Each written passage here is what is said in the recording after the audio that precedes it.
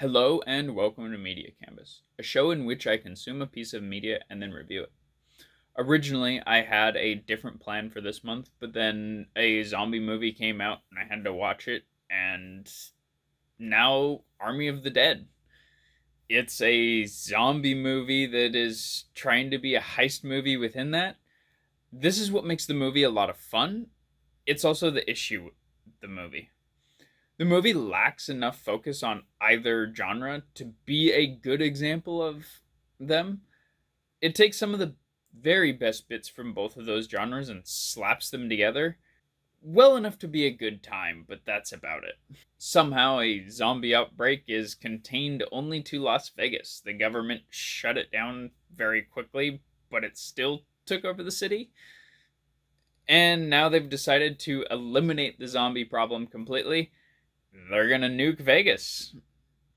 The opening sequence is reminiscent of Zombieland, opening with a montage to show us some of what we expect from a zombie movie.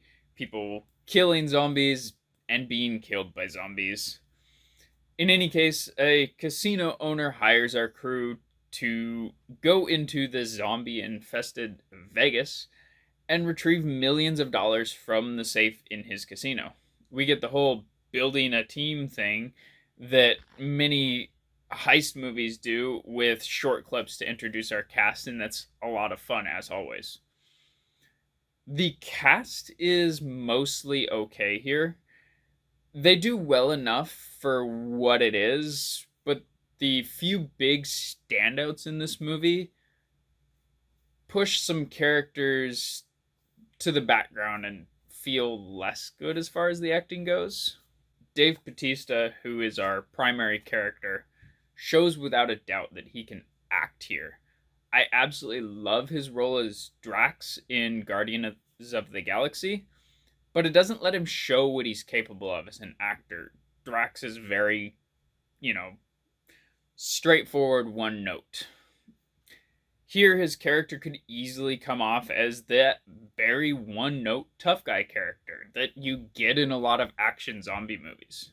However, there are moments in this movie that he pulls out emotional moments that give me as a viewer some feeling and are believable.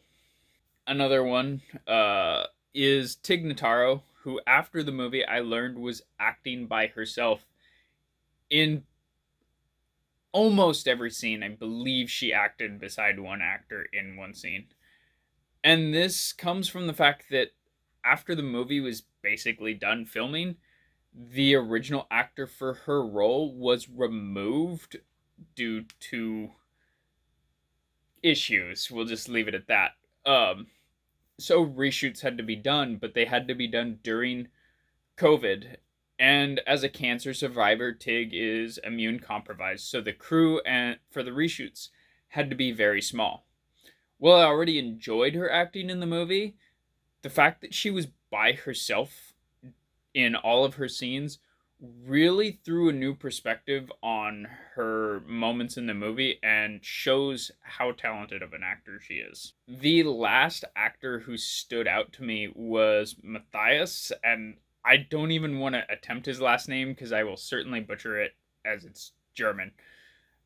He plays Dieter, who's not the most impressive role. The moments he has in the movie stand out in my mind.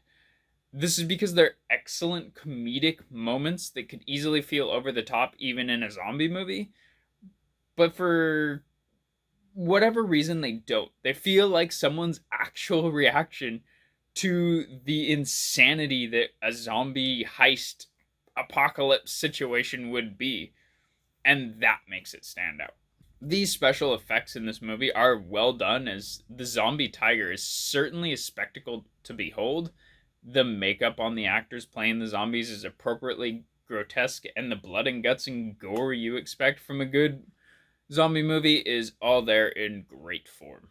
There is an awkward choice in the cinematography I had to look into.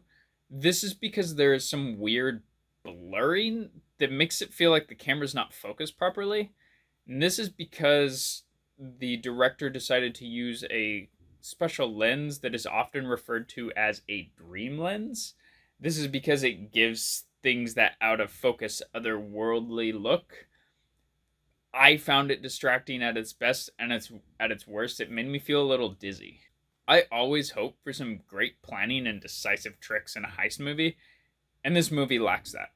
The heist is purely an excuse to get our characters into the only area in which the zombies can be found.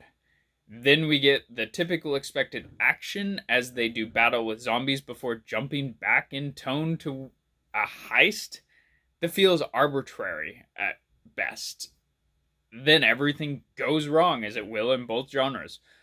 At which point the movie hits its stride as a zombie film, but not a heist movie. The action and tension rise all the way to the conclusion of the movie after that point.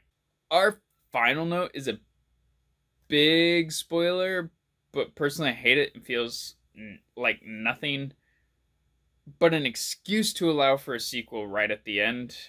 They basically have one person survive but be bitten and get out of the nuke zone. Arbitrary, feels just like an excuse for a sequel and nothing else. Suffice it to say, I had a fun time with the movie. I will probably watch it again, despite its problems. If you're after a zombie movie, this can be worth a bit of your time. Though the numerous issues with the movie means I give it a 3 out of 5. Thanks for watching. As always, you can follow me on social media at Damekage. Until next time.